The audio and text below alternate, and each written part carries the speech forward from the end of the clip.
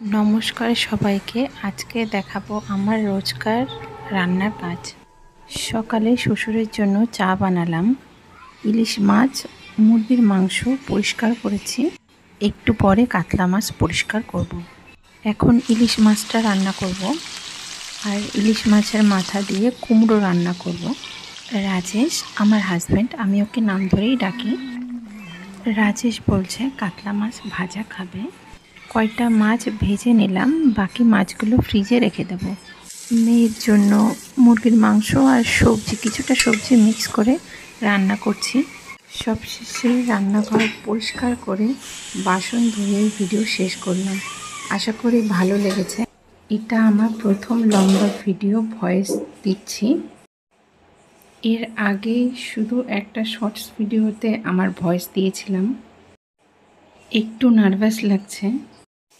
আশা করি ভিডিওটা আপনাদের ভালো লাগবে, আর ভালো লাগলে অবশ্যই চ্যানেলটাকে সাবস্ক্রাইব করবেন and follow my Facebook page.